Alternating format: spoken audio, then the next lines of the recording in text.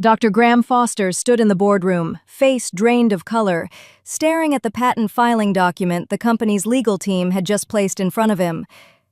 This can't be right. Sarah Mitchell filed this patent 3 weeks before we fired her? The patent attorney nodded. Not only that, but the invention described here is identical to the technology you've been presenting to investors as your breakthrough innovation. Except she owns it, not NexGen. Graham had fired me 6 months ago for poor performance and lack of innovation, told the entire research team I wasn't capable of cutting-edge work.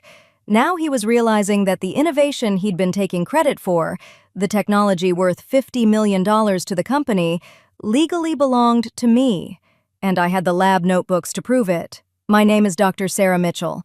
I'm 35 years old, married to my husband David, and I have a PhD in biomedical engineering from Stanford.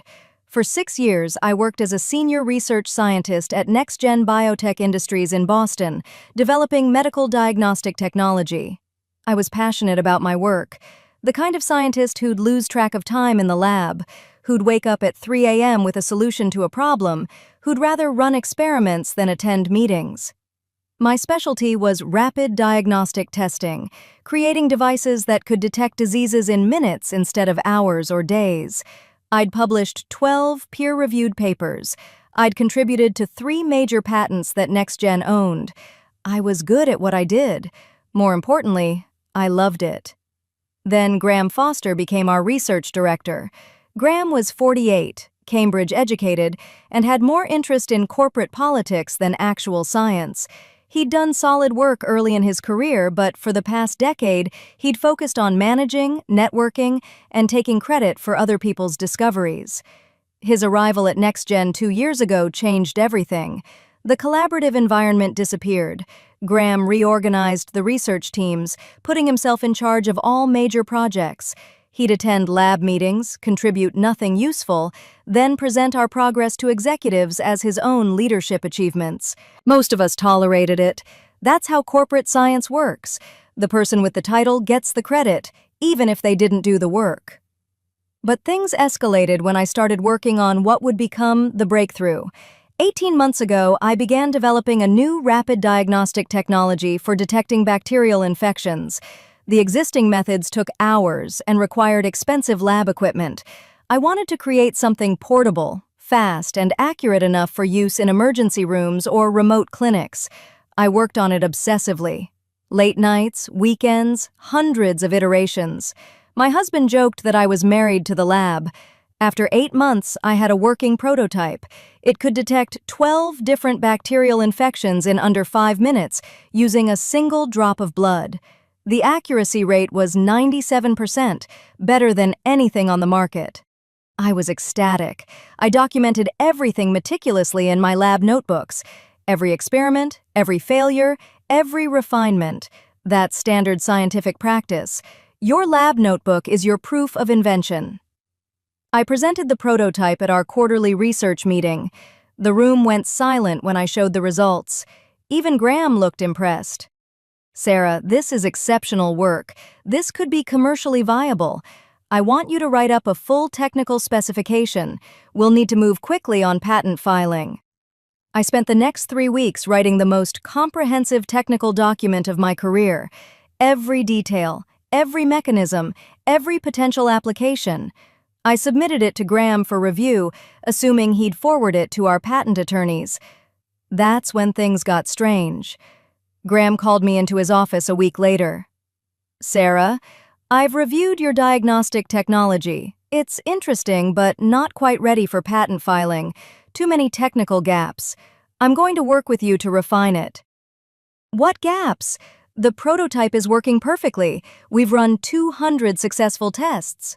The commercial applications aren't clear enough. The mechanism needs more theoretical foundation. I'll help you develop those aspects. Something felt off, but I didn't argue. Graham was my boss. I assumed he knew the patent process better than I did. Over the next month, Graham scheduled weekly meetings about refining my technology. He'd ask detailed questions about the mechanism, the chemistry, the potential variations. I explained everything, assuming we were preparing for patent filing. Then Graham announced at a department meeting that he was presenting at an industry conference about breakthrough diagnostic technology under development at NexGen. I approached him after the meeting. "Graham, are you presenting my rapid diagnostic work?" "Our work, Sarah. You did excellent technical development, but I've been providing the strategic direction and theoretical framework. This is collaborative research."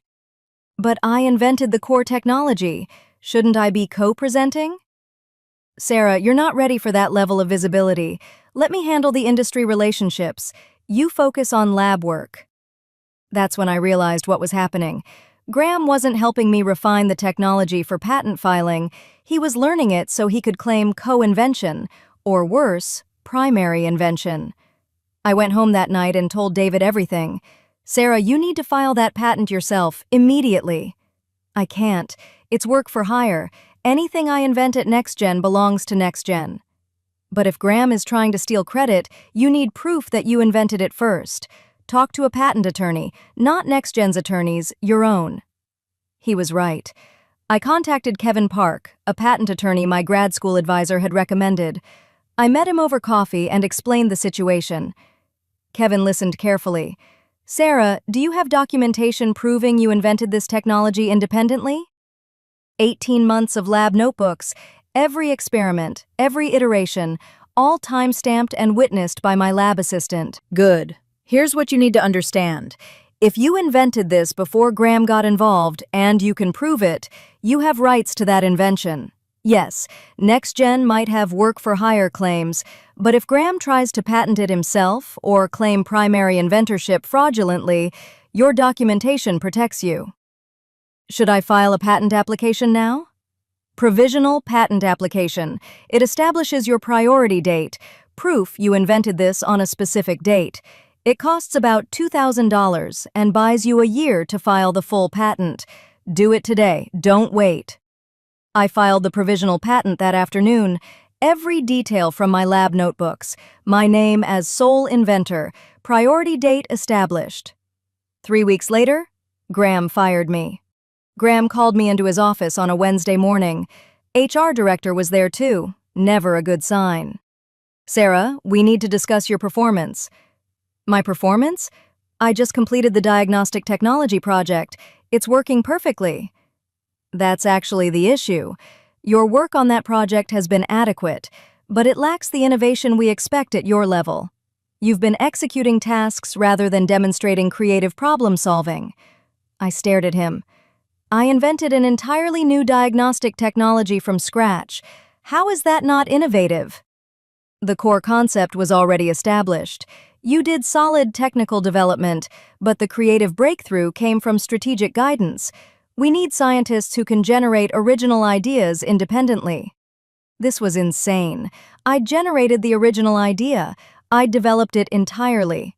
Graham had contributed nothing except stealing information in our refinement meetings. The HR director slid a document across the desk. "We're terminating your employment for poor performance.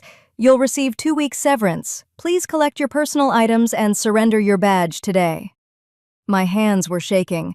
"This is because I invented something valuable and you want to take credit." Graham's expression didn't change. "Sarah, that's a serious accusation.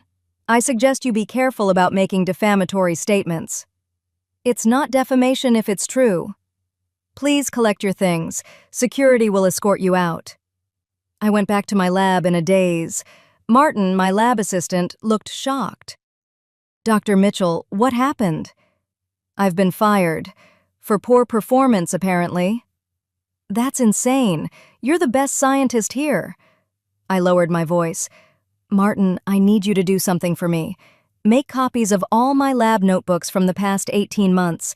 The diagnostic technology project, everything. Can you do that quietly?" He nodded. "I'll scan them tonight after everyone leaves. Send them to my personal email. And Martin, be careful. Graham is going to try to claim that work as his own." "I know. I've been there for every experiment. I know you invented it alone."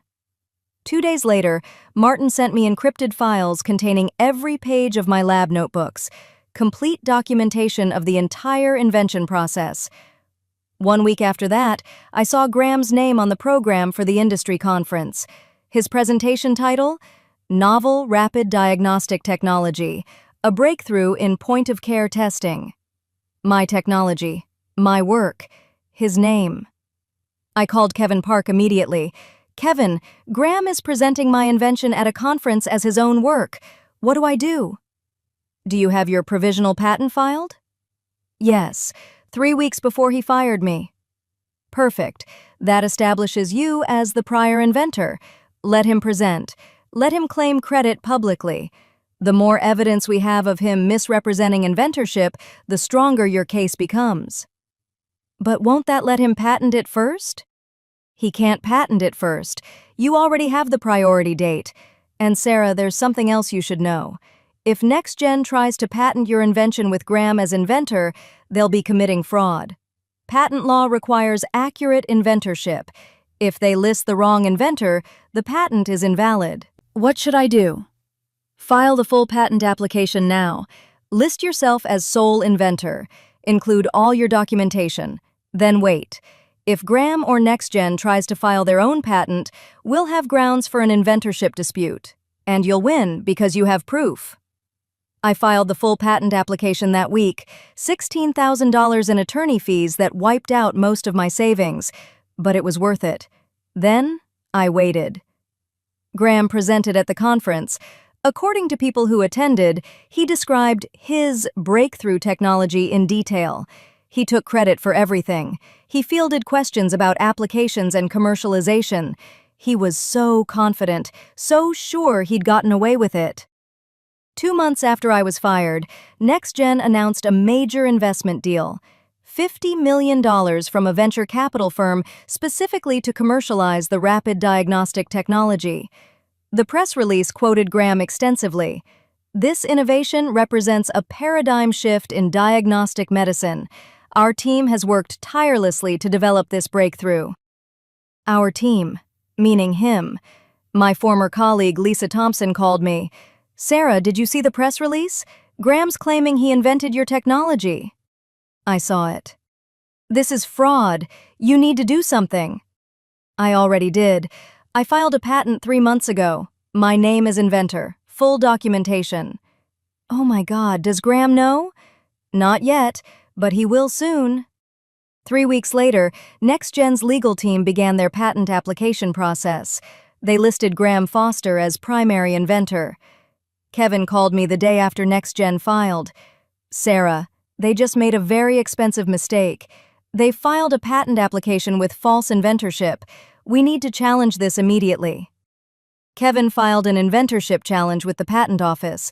We submitted my lab notebooks, my provisional patent filing showing earlier priority date, and Martin's sworn statement that he'd witnessed my invention process and that Graham had no involvement in the actual development. NexGen's attorneys responded aggressively, claiming my work was done as a company employee and therefore belonged to NexGen regardless of inventorship.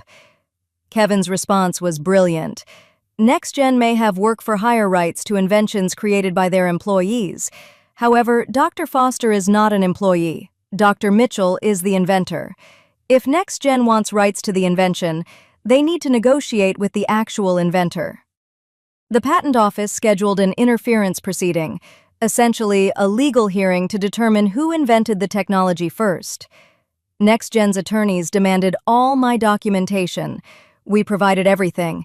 18 months of lab notebooks showing my independent invention process, my provisional patent filing dated 3 weeks before my termination, Martin's testimony, timeline documentation proving Graham had zero involvement in the technical development. NexGen tried to argue that Graham had provided strategic guidance that constituted co-invention. The patent office examiner wasn't buying it. Strategic guidance doesn't make someone a co-inventor. Patent law requires contribution to the conception of the invention. Where is evidence that Dr. Foster contributed to the technical conception? NexGen's attorneys couldn't produce any, because there wasn't any. The examiner ruled in my favor. I was the sole inventor. My patent application would proceed. NexGen's application was rejected for false inventorship. But the story didn't end there. The venture capital firm that had invested $50 million found out about the inventorship dispute. They were furious. Their investment was based on NexGen owning the technology. Now the actual inventor was an ex-employee who NexGen had fired. They demanded a meeting with NexGen's executives, their attorneys, and me. We met in a conference room at a neutral law office. The VC partners, NexGen's CEO Graham, their legal team, me, and Kevin. The lead VC partner started, "Let me make sure I understand this situation. Dr. Mitchell invented the technology that formed the basis of our $50 million investment. Dr. Foster falsely claimed to be the inventor. NexGen fired Dr. Mitchell and then filed a patent with false inventorship. Is that accurate?" NexGen's CEO looked like he wanted to disappear. "There were misunderstandings about the nature of Dr. Mitchell's contributions. That's not what I asked. Did she invent the technology? Yes or no?" Silence. Kevin spoke up. "The patent office has ruled that Dr. Mitchell is the sole inventor. The evidence is overwhelming and undisputed." The VC partner turned to me. "Dr. Mitchell, what do you want?" I'd spent 3 months thinking about this exact question. I want credit for my invention. I want Graham Foster held accountable for fraud, and I want fair compensation for the technology I developed. Define fair compensation.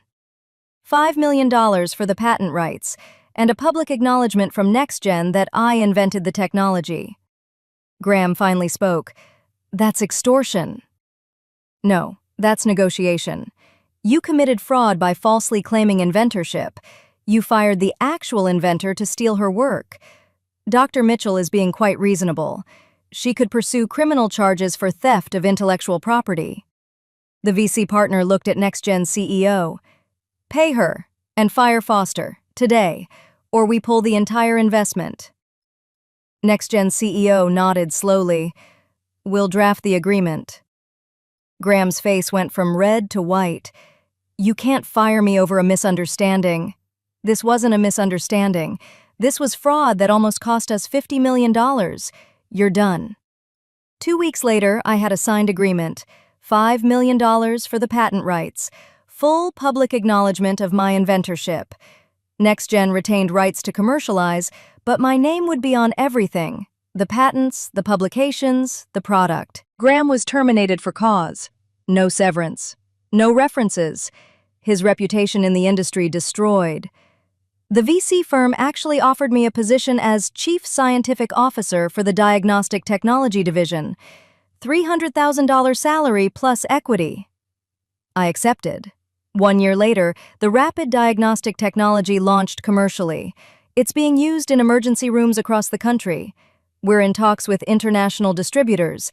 The technology is saving lives, detecting infections quickly enough to start treatment before they become critical. Every product has my name on it. Mitchell Rapid Diagnostic System. Not Graham's name. Mine. I'm now Chief Scientific Officer at NexGen, running my own research division. I've hired a team of 12 scientists.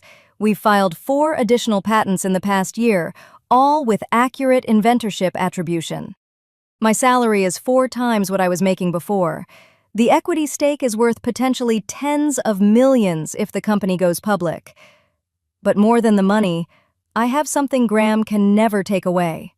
Recognition as the actual inventor of breakthrough technology.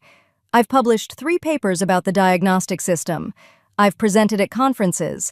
I'm listed as the inventor on the patents. When people talk about rapid diagnostic innovation, my name comes up. Graham? He's unemployed. His false inventorship claim destroyed his credibility. No research institution will touch him. He can't get published because his previous publications are now being questioned. How much of that work was actually his? Lisa still works at NexGen. She told me Graham tried to sue for wrongful termination. The lawsuit was dismissed immediately. Terminating someone for fraudulent patent claims isn't wrongful. It's necessary. Martin became my lab supervisor. I promoted him 3 times in 1 year. He's pursuing his PhD now, and I'm his thesis advisor. He deserves it. His testimony and documentation were crucial to proving my case. My husband David jokes that I'm the most vindicated scientist in Boston. He's not wrong. The best moment came 6 months after everything settled. I was invited to speak at the same industry conference where Graham had presented his technology. I stood at the podium, looked out at the audience, and began, "Last year, someone presented this technology at this conference and took credit for inventing it. That person lied. I'm here today to tell you the real story of how this technology was developed and why accurate inventorship matters in science." I saw several people in the audience who'd been at Graham's presentation. Their expressions shifted from confusion to understanding to anger. After my talk, at least 10 scientists approached me privately. Graham did the same thing to me. He took credit for my work too. I didn't know how to fight back. Turns out, I wasn't Graham's first victim. I was just the first one who documented everything and fought back. People ask me if I regret how things went down, if I wish I'd handled it differently. Honestly, no. Could I have reported Graham to management earlier?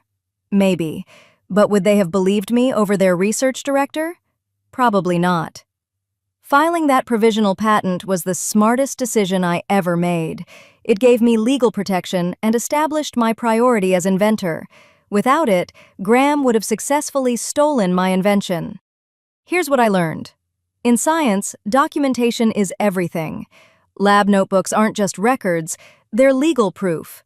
Timestamp everything. Get witnesses. Never assume your work is protected just because you did it on company time. I also learned that fighting back is possible. It's terrifying and expensive and stressful, but possible. Graham counted on me being too intimidated to challenge him. He assumed that firing me would end the problem. He thought his position and reputation would protect him. He was wrong on all counts. The technology I invented is helping save lives. That's what matters most. But the fact that my name is on it? That matters too. Scientists spend years developing expertise. We sacrifice financial opportunities to pursue research. We work insane hours because we believe in the work. We deserve credit for what we create. Graham Foster thought he could steal that credit because he had a fancy title and corporate authority. Instead, he lost everything: his job, his reputation, his credibility.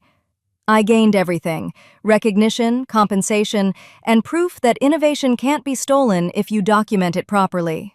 My lab notebooks saved my career. My provisional patent protected my rights. My willingness to fight back exposed fraud. Graham fired me for poor performance.